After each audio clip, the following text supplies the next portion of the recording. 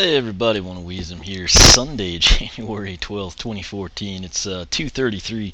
Technically, I was pretty happy. I started this at 2:22 a.m. Went through, I let Boomjet kind of pick up some cash. I took a screen cap of something I've been wanting to send off, see if I can have verified. Pretty cool deal. If it turns out to be what I think it is. Let's see, part 55, where we left off, introduced Quick Draw Rattleshake. That one was actually the correct setting. 46 through 54 kind of cropped down. That was kind of a big downer for me late this past week. It was basically the rest of Wave 3 and the swappers. So that was, like I said, kind of disappointing. That said, I am pretty excited about this. Got Hoot Loop on the portal. I think like maybe twice that I've played this and I actually go into the chamber. There's the shock and bolt puzzle, and then you got the treasure chest in there. It's been magic, like probably I'd say 98% of the time. It's pretty crazy. That's why there's usually a magic element character on there, if anyone wondered. That said, Friday, Amazon and FedEx teamed up to get me these stuff that should have been here Wednesday. That said, as I mentioned in the unboxing, main thing is they got it to me on the weekend so I could at least enjoy it. I decided we'd go ahead and do it in the same order as the unboxing, which means Arkeyan Crossbow is going to come first.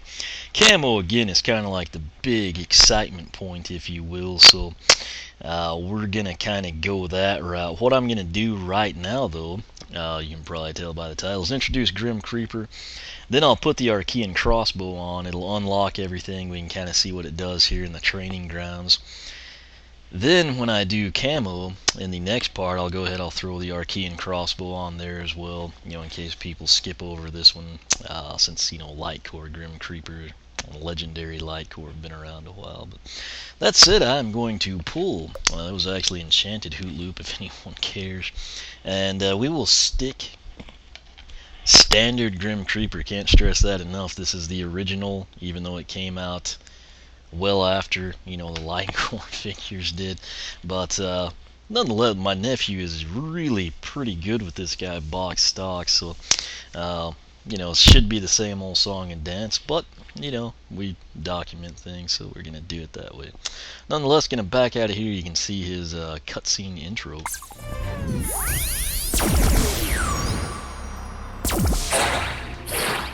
Your time is up. Okay, so there he is, literally. Check out that little skull, kind of the purple ethereal look he left on the ground there. I can't remember. I feel like Light Core has a different look on the artwork. I say that for like the lower left-hand corner there. One more thing that I kind of botched in Quick Draw. You have to realize when I did Quick Draw Rattleshake, I just come to the realization that all of the stuff I'd done prior to that and planned to edit and upload immediately, as well as make live on YouTube, was cropped down erroneously by the software. I was complaining that he had an extra +1 on the critical hit. Turns out, whatever night it was, I uploaded and rendered like the rest of the videos. I was sticking some Skylanders on that I hadn't had on the portal yet, and then I kind of got tired of that, so I went and I did the next solo survival arena. And what that one was, apparently it gave me a +1 critical hit charm, which I was unaware of, and that would be why that skewed. So his critical hit, I think Grim Creeper was 8, so it's going to be 9 too, so that's my apologies there.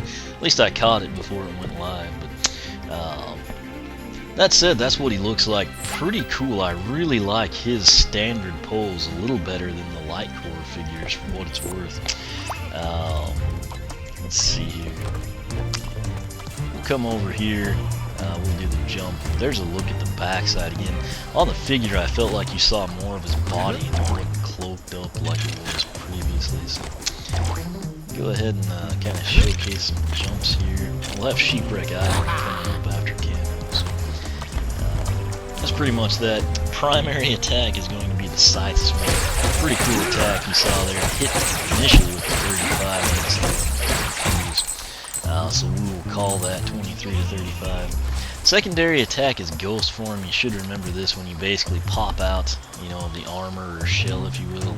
Tag a couple enemies, that gets upgraded later on your tag count, and then it just kind of brings the body to them.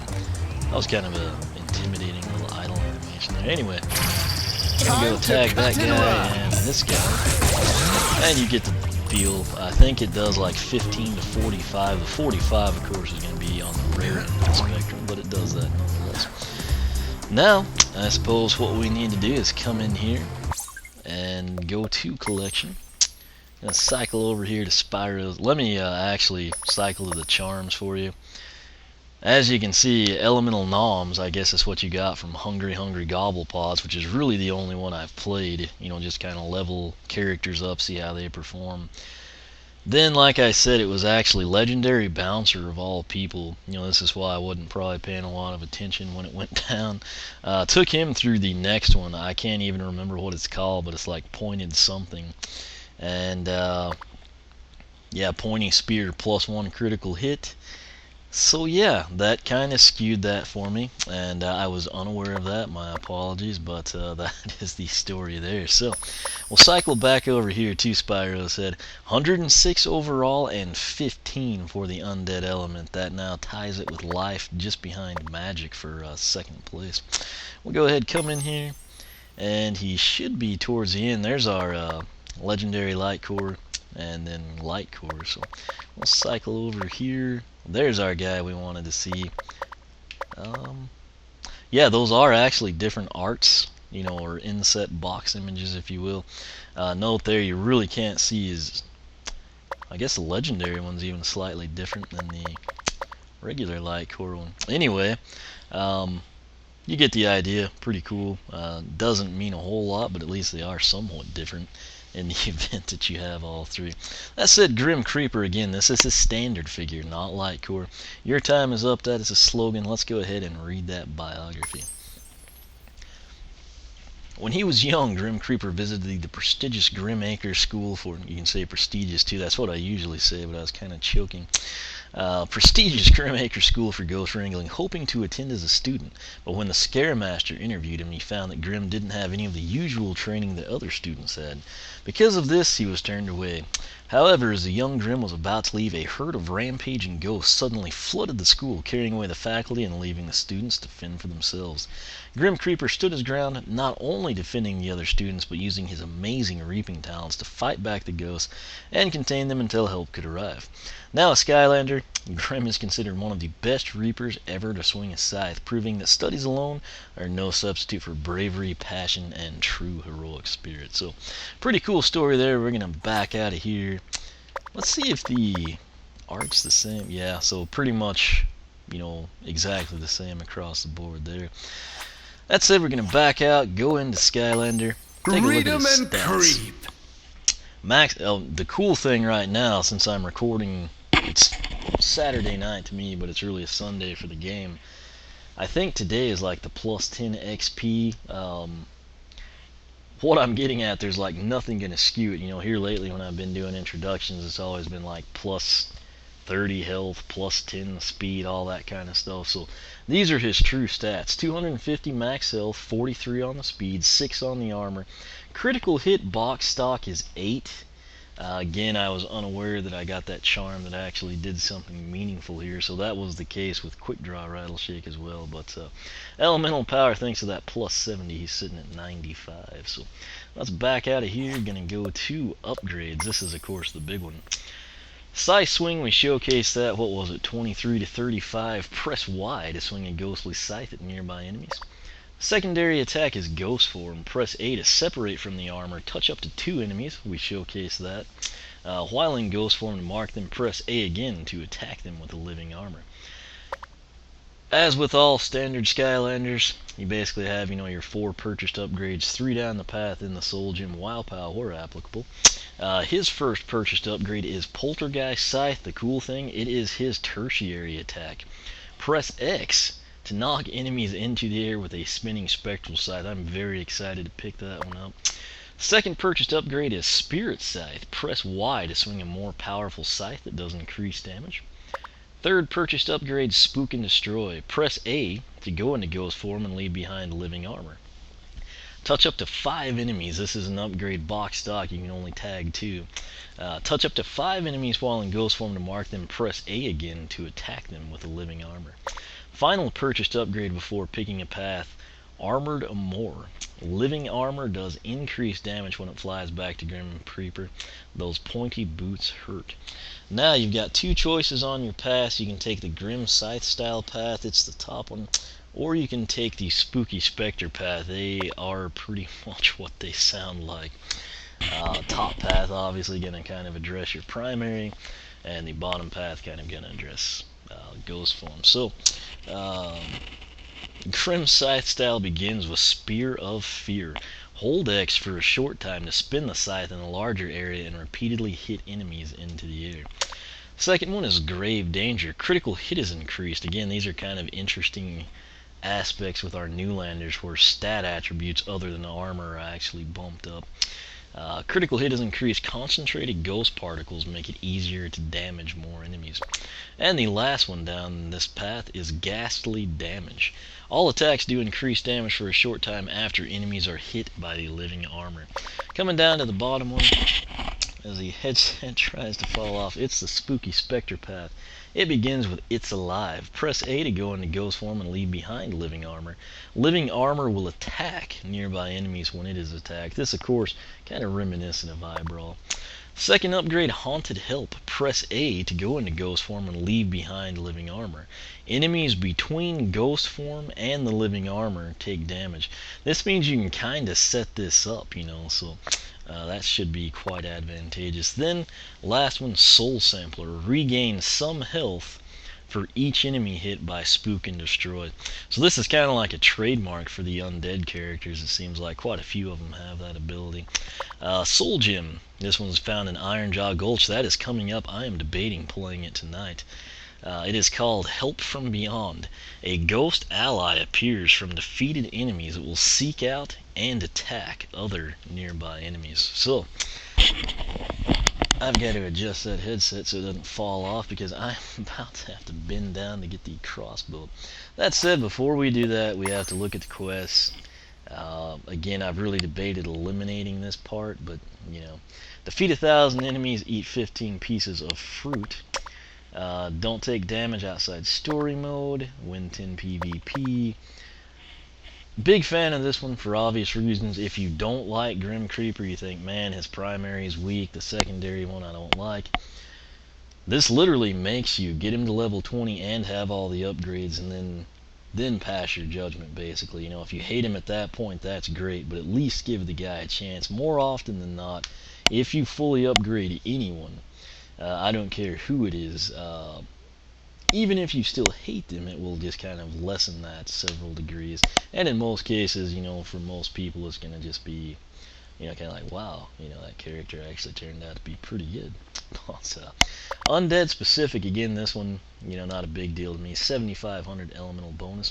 The 2 big undead ones begins with Witherer. Defeat a total of 25 life spell punks. Back from the Brink. Defeat a boss while at critically low health. And Grim Creeper's personal quest, this is obviously the most important one. Aggressive Outfit. Hit 10 enemies in a row with your armor while it travels back to you. Again, you just kind of have to set this up. That's kind of the case with a lot of these. That said, we're going to back out of here, back out of there, come back. What we will do now, actually,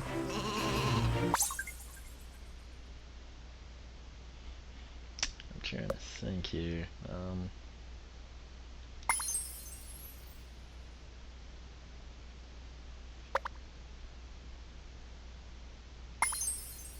Okay, let's see if we can do this.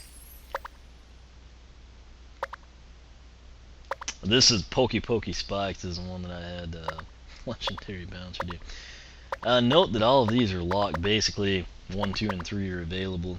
I don't know if that registers here or not. Anyway, let's just back out again. I'm going to put the Arkeyan Crossbow on the portal. This would be the very first time it goes on. It should take us I guess one. We'll at least get one accolade for it for the two battle. I think there's one specifically for the battle pack pieces. So I'll get it on the portal and we will see what happens. Okay, it does light up. Sweet. Alright, here's what I need to tell you. New arenas available, survival and battle arenas. New PvP arena unlocked, Treacherous Beach. I'm thinking my nephew's going to come back over today, technically, and told him when we were recording Minecraft earlier this afternoon, I said, hey, tomorrow, you know, after I've introduced Grim Creeper and Camo, I want you to help me out and record some battle mode. So hopefully we get to do that. Then, in addition to the 1 PvP Treacherous Beach, you get 4 survival arenas. Sandcastle, which that sounds pretty cool, Beach Breach, Troll Beach Attack, and Chompy Tsunami. I've got all those listed out on the blog if anyone needs to see those again. But that's that. We'll see now if we get that Portal Master accolade. Yeah, arm yourself. Check this out though. Shooting bolts. They're doing 40 damage, it's a really high lob attack. Let me see if we can dictate where it shoots. Yeah, it'll actually apparently follow us when we get too far. I guess. Yeah. So that's kind of a cool deal. It does that automatically. I'm going to go ahead and pull the Arkeyan Crossbow. Just because I want it to register for camo. What lit up, it seemed to be kind of right out of that deal onto the bolt. Which that's, you know, an arrow for most people that's being shot. That said, we did get the accolades. Again, I'm pretty sure it was for just getting the 2 battle pieces. But that's essentially what it does. That's what it unlocked. Let me see if we can. Again, I've done 2 of these, you know, so bear with me here. Nope.